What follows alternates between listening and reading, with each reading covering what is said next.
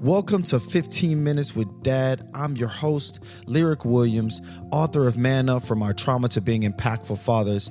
This podcast is about real fatherhood at every stage, the kind that isn't filtered, perfect, or easy. It's about being present, having a presence, growing through the tough moments, and leading with purpose even when life gets messy.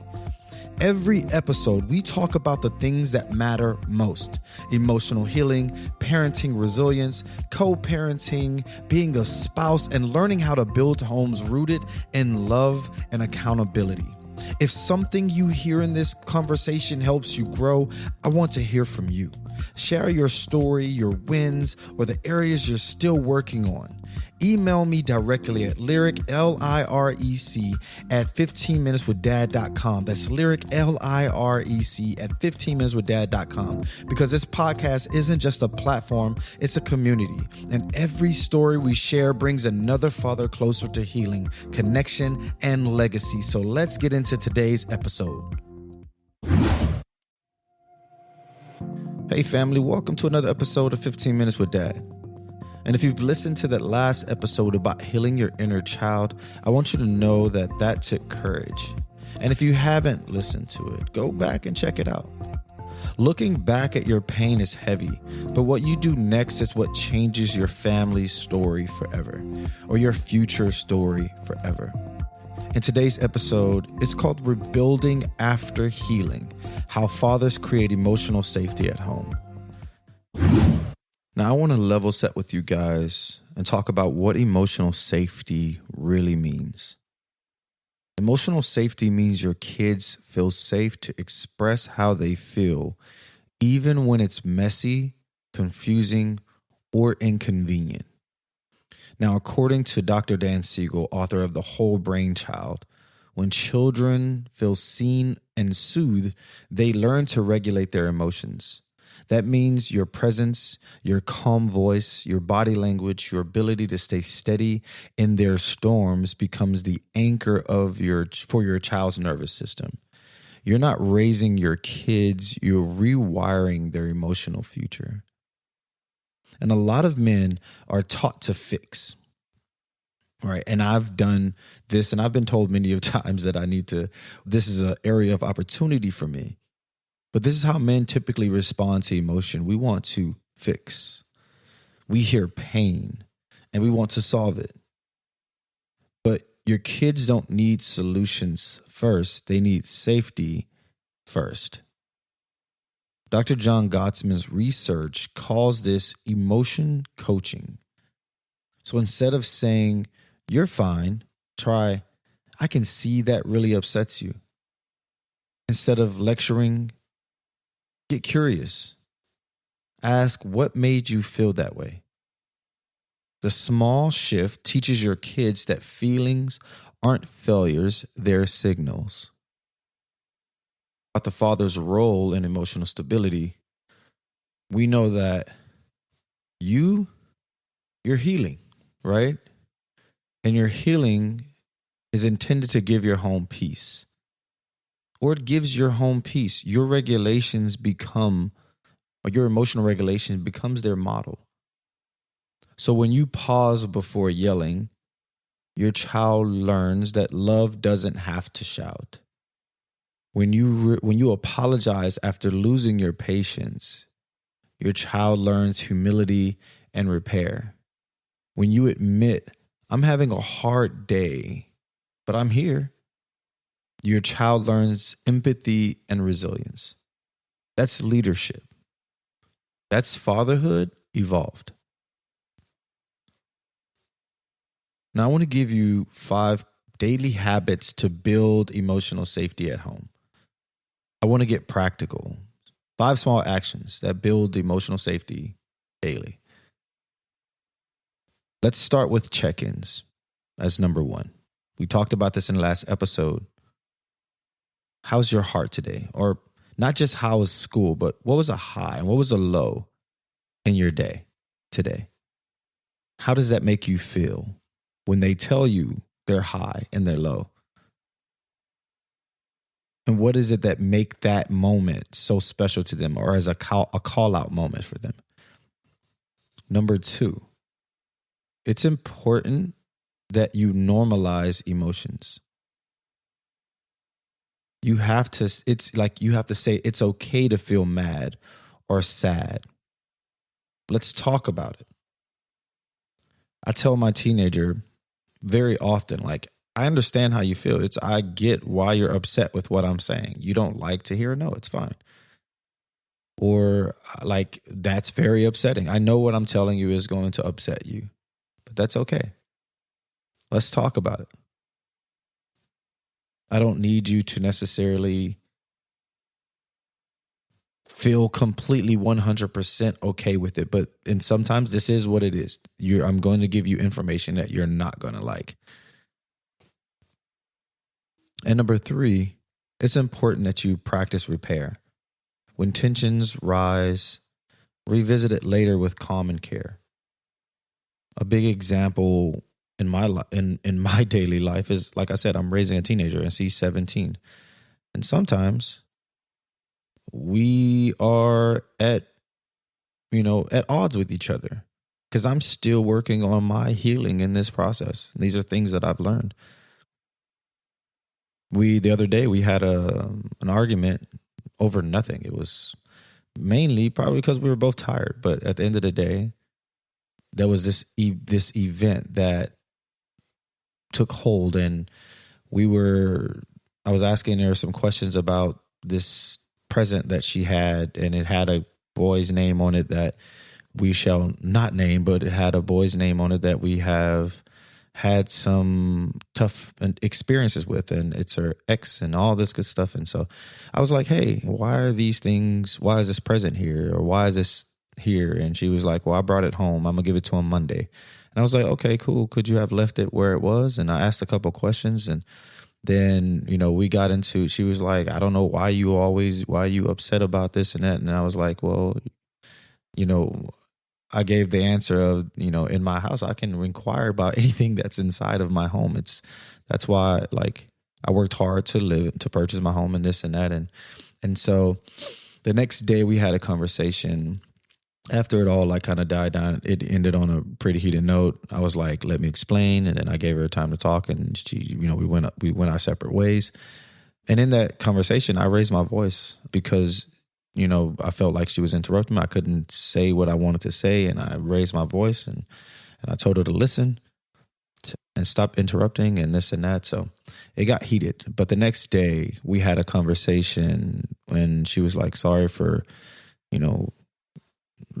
going off in this manner. And I apologize for raising my voice. I could have, in hindsight, I should have said something, or I should have responded differently in that moment.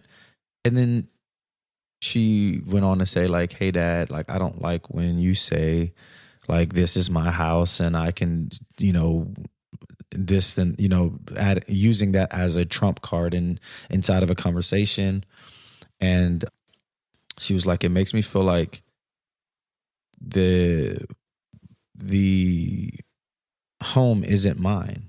Like, I don't have a say, or I'm not a part of the home, or it's not mine, and this and that. And she was like, I understand that you paid for it and that you own it, and that's a beautiful thing, and you worked really hard for it. But at the same time, when you use that as a trump to answer a question, because my answer to a question when she was like, I don't know why, this and that. And I was like, well, you know why. And so that was a moment of repair for us, where in that moment I was like, okay, I will do my best not to use that as a trump card in a conversation, because, it's almost ingrained to use that as a parent, to use that, like, in my house, I do what the hell I want in a conversation. And, now hearing how that makes her feel, I am more conscientious about it, and I won't be doing it anymore. And anytime I might think of doing it, I will refer back to that moment of repair. And for me, I expressed that, her getting upset about me asking questions about the person, knowing how I already feel. I'm very vocal about it, but she already knows how I feel about the person. And explaining that when she gets upset and gives me third degree because I am asking questions that's related to this one person, it makes me feel like I can't have emotions or feelings in a conversation or in this conversation about this person. And so, we talked through that, and she said, I understand. And I said, I understand. And that was that. And we repaired and we were good for the rest of the day. We had a great time. So that's number 3, practicing repair. And I want to give you information on a real life situation that I navigate. And you will have to do this all throughout your relationships with anybody. Sometimes your friends are going to get on your nerves. Sometimes your spouse, your significant other, your girlfriend, somebody you're talking to is going to get on your nerves. And you're going to react incorrectly, especially while you're healing. You're going to be trying to react properly. And this will probably be the hardest time to react properly, but you will react and you'll be mindful of it. Just take accountability as well and practice repair. So number 4, I want you to create small rituals. Maybe it's like a nightly talk, a car ride debrief, or 15 minutes of quiet connection. And this can be with anybody in your home. Just a nightly conversation. And just talk about your day. It could be 15 minutes. That's why we got 15 minutes with Dad. And number 5, celebrate presence and not always performance. Praise character and kindness and effort over grades or wins, because sometimes our kids aren't going to be A students. Hell, most of us aren't A students. Or weren't A students. But you got to praise your character and your kindness. Like this past week, my daughter she went to the store. Let me rephrase. She had a job this summer where she was like saving up money. And she still has a job right now, but she was saving up money because she wants to buy herself her car. Like she wants to buy her car, right? And in band, the seniors are playing for their last performance, and she did something that was so amazing and like really tugged at my heart, and I was there for it. So she used some of her money. She spent almost $200 to buy gifts, assortments, and create gift bags for all the seniors in band. There were 22 seniors, so you can just imagine. It was 22 seniors. She asked them what their favorite candy was, what their favorite drink was, and what their favorite color was. And she was like, I want to gift these folks, and I don't want anyone to feel left out. And so she, even if she didn't know all 22 of the seniors, like she probably don't talk to them, she know who they are, but don't talk to them, she bought them gifts anyway. And I was in awe of this child. I was like, this is my child. This is how big her heart is. She was like, I want to give. She knows about 5, but she was like, I don't want anybody to feel left out. So she went all in.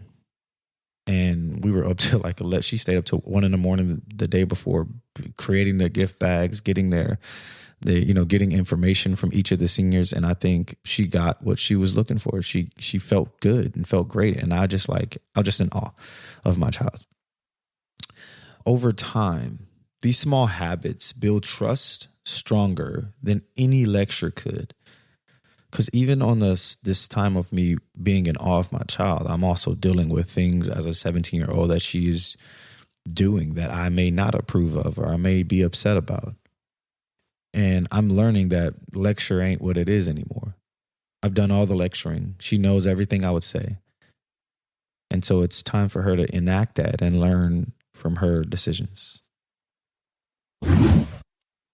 Now, for fathers that are still healing, if you're still struggling, if the old habits keep showing up, don't give up.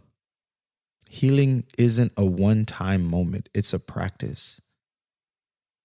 And according to the American Psychology Association, men who receive ongoing emotional support are 40% more likely to maintain positive mental health outcomes. That means community matters. Therapy matters. Check in on yourself, because checking in on yourself matters. You're not behind, brother. You're building. And what you're building isn't just for peace for your kids. It's peace for that inner boy, that boy inside you, that we talked about when you're healing your inner child. So here's a week's challenge. Tonight, sit down with your kids. Ask them one open-ended question. What made you happy today? What made you sad? Then listen. Don't fix it. Don't interrupt. Just be present. And just give them a hug after. Don't say anything. Don't try to fix it. Don't give them a solution to the problem. Just give them a hug after. That's emotional safety in action. Because a healed man doesn't just feel better, he makes everyone around him feel safe. So when we talk about being a protector, this is how you do it without pretending. This is 15 Minutes with Dad. I'm Lirec Williams, and I'm proud of you. Keep healing, keep building. Your presence is your family's greatest gift.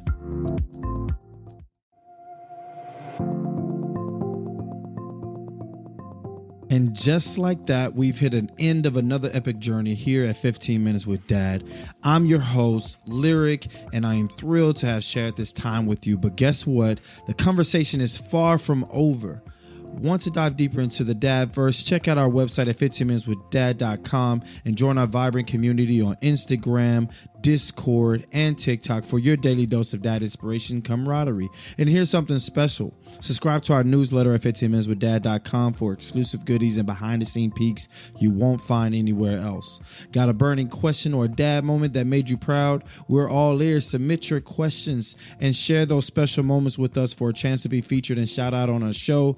It's your time to shine in our dad community, so tap in with our Discord, and our server is at 15 Minutes with Dad. So tap in for that, engage with the community, and you will be featured on our show. Each week we would do another feature, so join in. Love today's episode. Spread the love by sharing it with a friend and leaving us a review. Let's get the word out and grow our awesome dad family, because guess what?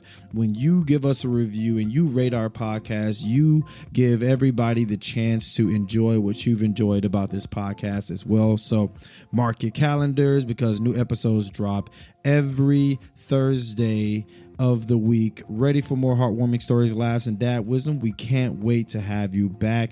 But until next time, keep being the amazing dad you are. Every day is a new adventure and every moment is special. Catch you on the next episode. Love, peace, and chicken grease.